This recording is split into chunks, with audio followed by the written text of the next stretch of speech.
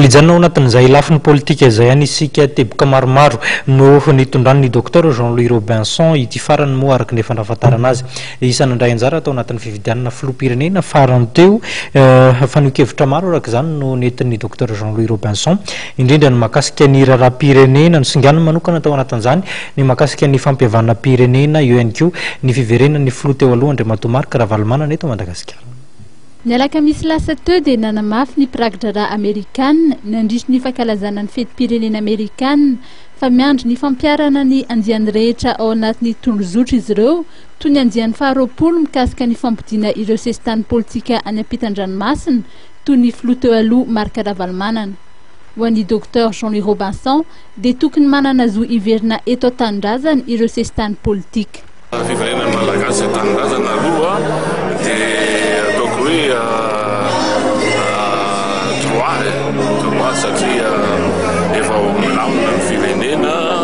efa mandroso tsara daholo amin'izao fotoana izao ny sehatra rehetra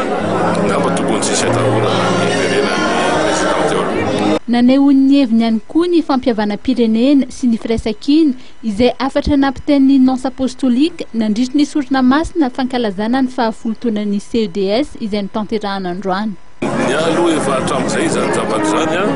efa tsy ataoko resaka fotsin'izany fa dia efa manao an'izany ary miroso amin'izany fihavana pirenena fiarahana foana amin'ny fitadiavana ny demokrasia fitadiavana amin'ny ady amin'ny fahantrana.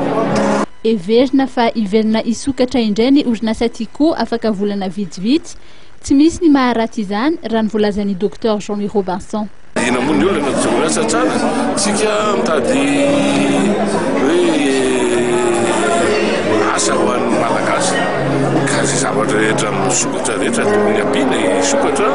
na ny avy any ivelany eto misokatra zay eto mikatona tokony atao zay isokafany azo fanarahana daholo nge zany rehetra zany dia azo amin'ny fahamarinana amin'ny fitsinjovana ihany ny vahoaka malagasy asa ina zao ny tena tokony ataontsika voalohany aloha dia ny sakafo hoan'ny vahoaka malagasy faharoa malanangaraka zany ny asa ka zavatra tsara zany tsisy koran'izany. Voalazana fa efa misokatra i Madagasikara ary mahaliana ny firenena any ivelany sy ny mpamatsy vola raha nanao ny heviny mikasika ny fandalovan'ny tale général levitry ny FMI farany teo sy ny fiverenana Madagasikara ao anatin'ny AGOA indray ny tenany. Notsindriny fa tokony iray ina ary hiara-misalaha anao izay ampandrosan'ny Madagasikara ny rehetra.